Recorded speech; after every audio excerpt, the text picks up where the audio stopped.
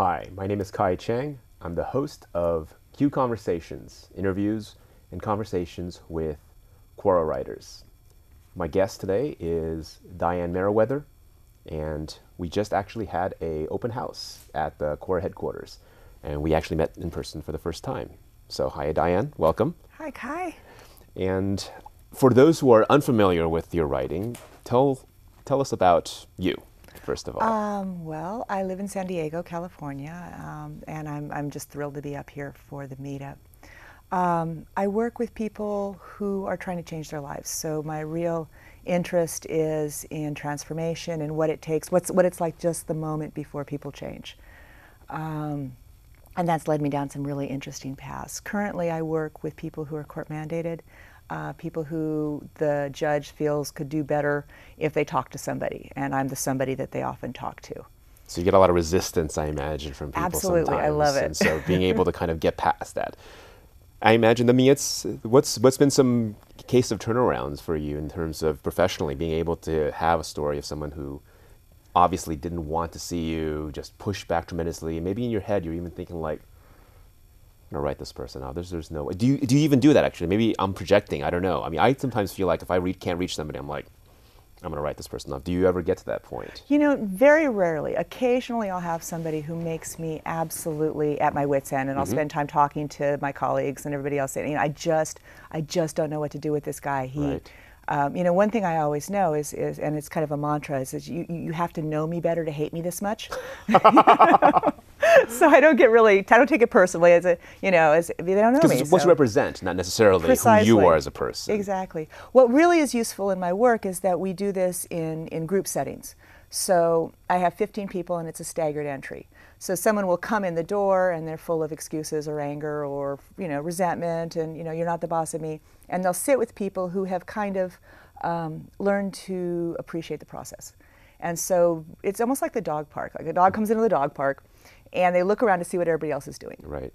And they can see different progressions of people from fully resistant to kind of taking full advantage of it and all the gradations in between. Exactly. Ah. Yeah. And how did you come across, we touched on this earlier in conversation, how did you discover Quora initially and what got you into that community? I'm a reader, you know, and I had an aggregate site that had all these different other sites on it, and Quora was one of the ones that came across. There was an article that I read about something that I wasn't interested in, but it was so well written and it was so deep that I thought to myself, I have to read more of this. And then at the bottom of it, it said, you know, read more. And I was like, whoa, this person is a writer. This is a thing. And the deeper I went, the more interesting people were. It took me about 8 months to figure out that Quora was not just on my newsfeed. I'm a little slow sometimes. On the internet, I went there and read more. And again, completely gobsmacked that these great writers were out there, that these experiences. And I finally worked up a bunch of courage and I wrote my first answer. And, you know, people were kind. Somebody upvoted me. Ah. I know. You discover later on that not everybody is kind. It's an imperfect process. But fortunately, your first experience was relatively positive. Well, I didn't understand that there were downvotes. Yes. It's kind of hidden from people. So yeah, that was helpful. Then you discover that there is sort of a especially if you tread into certain territories that trigger certain kinds of responses, emotionally volatile topics with strongly dissenting opinions. So you wrote your first entry, and you know, I know we mentioned that the first one you were okay with. What were some of the stuff that has gotten you more footage, more traffic, more interest, more discussions? Well, the first answer I did that anybody paid attention to, or that a lot of people paid attention to, enough to make me feel like, wow, people are reading me, people are viewing me, people are doing stuff, was about a dog I had. Yes. And what I learned from him, you know, I'd been afraid of dogs as a kid. I was seriously bit when I was a young woman, and so I'd always been afraid of dogs, but I wanted a Newfoundland. I thought, you know, they're so big, they look like teddy bears, how bad could it be? I bought a Newfoundland, and when he was about 5 years old, I realized that I'd fallen completely in love with this animal, that he was, you know, my constant companion, and that Newfoundlands only lived 10 years. And I thought to myself, I can't do this. I felt like I was like climbing a little tiny ladder and going to jump into a paper cup. You know, when he died, there was no way I was going to survive this. And so I wrote about distancing myself. I wrote about deciding that I was going to save myself by getting myself under control. And well, he taught me in his big, goofy, boundary violating doggy ways that I wasn't going to be able to, that I was going to be devastated when he died. And the only thing that I could do in the meantime was to not be joyful, you know. And it was a huge epiphany. You mentioned previously in a conversation that the idea that was the mantra, that tragedy should catch you, was it? May all your tragedies catch you by surprise.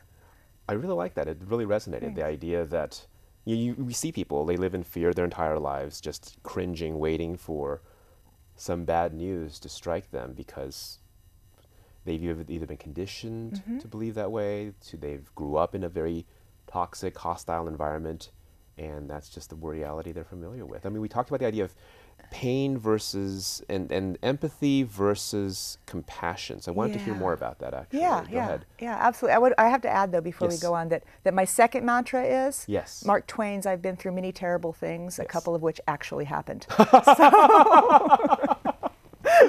I haven't got this whole suffering thing down completely. A lot of it is in our own heads. I totally agree.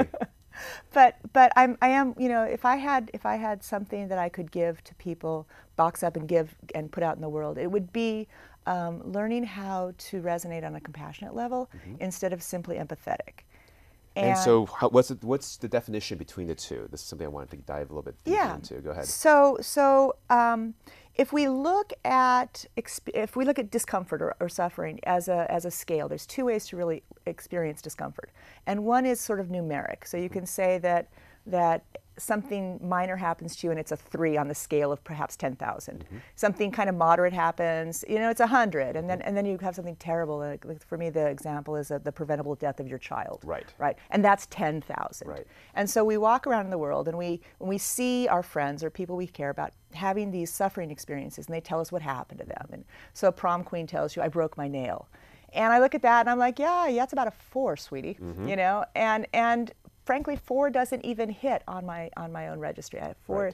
Get over it is what I tend to say, because empathy says, how big is your suffering? And if I think it's worthy, I'm going to internalize my own feeling, how I would feel if that happened to me, and then I'm going to give you support. But there's a minimum to that. And there's also a maximum. So if I have a capacity of 500 and you come to me with 1,000 of suffering, something really horrific, you're a refugee and you saw your child die on a boat. I mean, if there's horrific suffering. Beyond your own experiences, capacity. Beyond my capacity. What I tend to do at that point is, instead of being able to empathize, I can't. I distance myself. And the word that we use for that is pity. And pity says to me, I don't even know what you're going through. I can't imagine this, and I'm just really glad it's not me. And so nobody wants pity. There's people running around the world say, I don't want to be pitied. Because it's a distance. I am alone now in my suffering, and I can see in your eyes that it's more than it should be. So empathy allows us to resonate with people who, 1, hit a minimum threshold, and 2, don't exceed our maximum. But see, compassion doesn't have that limit, because compassion's a ratio. How filled with suffering are you? Relative to what your own capacity is. And I can always fill myself to a similar depth or percentage and resonate with you. So when I run into a little girl who's broken her nail, I take a look at her and I say, oh my gosh, you're at 85%.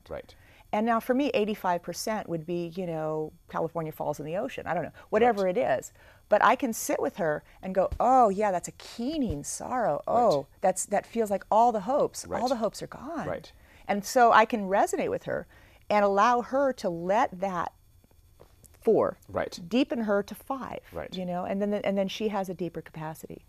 So the benefit of that is, as I'm doing that, filled to my 85%, I'm actually suffering the world. You know, I'm suffering with the world, and that's digging me to 90. To deeper. Raising your own capacity to relate to people of different levels of privilege and suffering and lack of privilege. And deepening my numeric amount. So that you know, because I think we're as deep as the suffering we've suffered. You know, so if I was 500 when I sat down with her, I spent 80%. Now I'm 501. You know, and I'm getting a little bit deeper. And I think that when they talk about those characters, the great spiritual teachers who talk about all being one, or who face death or torture with equanimity. Right. What's happening for them is that they've been resonating with the world for so long that they're so deep that their own suffering is almost negligible to them. They never personally get above 3 or 4%. Right. Right. Although they often are sitting down next to prom queens resonating at 90%. That capacity. I remembered reading the biography. When recently Nelson Mandela passed away, it was fascinating. If you think about this guy's biography, that when they put him in prison, the expectation was, you're going to die in here. You're going to go in a young man, and you're going to die inside these walls. You had no reason to be gracious. You could be angry, pick fights with guards, join a gang, and many people do. They surrender to despair. That's because what's there to live for at this point? And yet, of course, he wrote letters, was a leader to whatever extent you can be inside a prison cell, and miracle of miracles, emerged from a prison cell 20 some odd years later and became president of the country that imprisoned you. Which was, that to me was, it's something I can't really quite wrap my head around, because it's just like, I can think about just the how much anger almost all of us would feel. How dare you, and now it's like, I have nothing to live for anyway. I may as well just be this ball of hatred and anger, lash out at whoever is a nearby easy target. You're wearing a uniform, you're the enemy. I'll cram my fist down your throat, I'll make a shank, I'll kill you, whatever we're going to do, throw me in jail again? Right. Already the worst has happened, why not be the worst? Exactly. I'll live up to your low expectation of me. Right. And he didn't. And the world was blessed with the rest of his life, even though we did lose 20 some odd years. But maybe that 20 some odd years was necessary to make him what he was, which is kind of a horrible thing to say, but... Well, I don't think there's another option to really sit with that. I mean, what else can you say? It should have been, but it was, and then you get in that kind of a loop of it can't be, but it is. Right. Yeah. So that to me was interesting, just from a purely like sort of a living example, because you hear historic stories of people, and it's hard to kind of necessarily connect with that, but here's a living person who actually went through this in our lifetime, dealt with and made those choices, and was able to handle himself with a level of graciousness. And I wonder, like, what kind of lessons we can learn as private citizens, as people, because I feel like right now, I mean, the thing that I worry most about looking in is, I think we're becoming more and more isolated in our own little silos. We have little solipsistic, whether it's politically, we just surround people with that think exactly like us, whether it's online communities. It used to be we live in a tribe of a couple hundred people, you have to deal with everybody.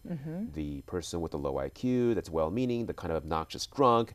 We all are part of the same little community, and we just have to learn to get along with each other. Now, you don't vote exactly the same way? I don't even see you. I've delete got you off my 65 Facebook. other people I can be with. Exactly. I've got lots of choices, and I don't need to hang out with your kind of people. And so I feel like in an interconnected age, we're actually becoming more polarized, more judgmental, while making sort of superficial nods to, look at the way we talk about the other side, whether those flyover country people and the people within looking at those coastal elites, the kind of language we use is more combative, more confrontational. I think it's sort of one of those as above, so below. I think that we can look at our responses to people who we disagree with. Right. And how much civility we bring to that, or how much we're using a disagreement to externalize our own darkness. Right. So even on the micro, I think one of my big concerns right now is people who are trying to find a designated bad guy, so that they can perpetrate on them. Right. And there's this perpetration energy that we get into where we really want to externalize our suffering. It's too painful, I'm too unsupported to feel this, so I want to give it to you. Here, have my suffering. And we'll do that by me attacking you. Right. And I will literally give you suffering. Right. And because I've been socialized to know that I'm not supposed to do that to good people, Mommy told me no, I have to find a villain. Right. I have to make him bad enough, and then I'm going to be able to go ahead and hand him my suffering. Right. And one of my heartbreaks right now is how much of that happens with people that I really admire. That we look for the target, and then we perpetrate on the perpetrator. Right. And my goal is to say, clean up inside. For me, I always ask, please, Diane, clean up inside. Right. And suffer your own stuff. Right. Suffer. When I see somebody who's egregious, where am I egregious? When I see somebody who's racist, where am I racist? When I see somebody who's exclusive, where am I exclusive? Right. And that work I can do. It's completely within your control, as opposed to this sort of helpless feeling of society is we just need to exterminate those kinds of The people. bad or people. the And bad not only people. that, but that actual act deepens me because I have to suffer. I have to say to myself, there's a conflict between the wonderful, loving, spiritual Diane that I'd like to pretend that I am, or that I Right. like to hope that I am, and the kind of gritty little monster Well, wrestle who with our wants own to bite the darkness. neck Of of course. somebody who annoys me. Right. You know, and who says, well, yes, I'm kind to everyone, but not that guy. Right. So that's what I have to look at inside, and that suffering deepens me. It makes me more compassionate. We touched on this earlier as well, this idea that sometimes the hard part is sometimes when you're doing all this work and you're dealing largely in a world that's indifferent to that kind of effort. They're in their own world, they're solipsistically focused on, and it's hard. You feel like you're doing the work of two people. You're trying to empathize. You're like, they're not even meeting you halfway. They're not even meeting you a third of the way. You're doing like 99.9% of the work. And sometimes it's hard to not feel frustrated, not to feel like, you ungrateful turd. How do you not get that I'm doing all this work and you're doing none of it? I think the possibility here is to understand that the gift is to do the compassion work, so that I'm actually feeding at this table while I'm opening a vein to you. Right. I'm feeding. I'm actually being fed. Right. And sadly, you're not able to feed at this table yet. Right. And so instead of saying you're taking from me, you're draining me, Right. as if I had some sort of maximum capacity for, and sometimes I do, then this is Right. quite true, but as if there was some overall, I'm going to reach this limit and then there'll be less of this in the world, Right. less kindness in the world, less compassion, because we're going to give it all to you. And so I need to hoard it. Right. You know, and if to flip that and say, okay, so I'm getting an opportunity to work in this world, to live in this world, to exercise this. And let's see how much I can give you. Let's see how undefended I can be. Let's see how transparent I can be. With the compassion for myself that, okay, that's it. That's it. We've hit my limit. Yeah, Sometimes found we it. do. And that's okay. Because I remember, I mean, I was on there's a modern version of a spin on an old thing called, you remember Post Secret? Yes. These postcards, these secret confessions, some really dark stuff, like, everyone who knew me before 9/11 thinks I'm dead. All these like, whoa, right? And recently there's like a social media version of it where people can post secrets, and it's online. There's like an interactive element. You can see secrets of your friends and friends of friends. And I came across one that was really fascinating. There was a gentleman, again, you don't know their names. They could be anything. It could be like a woman, who knows? But described himself as a white man, and he said, I'm feminist, I believe in equality for women, but I feel so frustrated by belligerent feminists telling me I don't know what I'm talking about. I just feel like I want to give up. I'm just going to enjoy my male privilege and be done with it. And it was interesting. That post was very polarizing, as you can imagine. Right. Both people that responded and also very aggressive people that said, well, you don't know what you're talking about. It's not about you, and da-da-da-da. Yeah. And you talk about the whole scale of pain, that obviously if you're a privileged white male, you may not experience the kind of suffering that someone who was judged for being a minority or being a woman or passed for promotion or being sexually assaulted. That's an alien world to you. And so I think a lot of the responses was from people who looked down on his suffering. His suffering was that I'm trying to do good, and I'm not feeling like my efforts are being appreciated, which is a real form of, it's certainly nowhere near the same league as being sexually assaulted or being denied a promotion or a job. Maybe he's 30% filled with this. Exactly. Yeah. He's trying, and then it was interestingly that the very response was actually kind of validating the very reasons why he feels like, I just want to give up. Why even bother? If I'm just going to get judged and yelled at for trying my best, I may as well just go back to. And I think that sometimes if you don't value the ability to take in what happened to you, the discomfort, this natural resource of suffering that we Right. all take part in. Right. If you don't value it, if you don't feel supported, if you feel that it's unjust or it's wrong or it's not useful to you in any way, Right. then there's really no reason why you shouldn't be trying to unload it on somebody else. Right. And so it's not surprising to me that people who have suffered a lot but not well are angry. Yeah. And trying to perpetrate on other people because I have been cut out of things. I have been wounded. Right. And I don't know what to do with this. Right. And it doesn't feel fair. Right. So I've got this. Here, you take it, white male. Exactly. You take it. Exactly. And what I want to invite people to do, and it's not that I like racism, but I want us to do our own work. Right. And especially those of us who are evolved enough to be able to have felt the suffering, Right. to have compassion for suffering or empathy for it or begin to resonate. I really want us to withhold That judgment. our passing it on to people. Right. I think it's a discipline. It's not easy.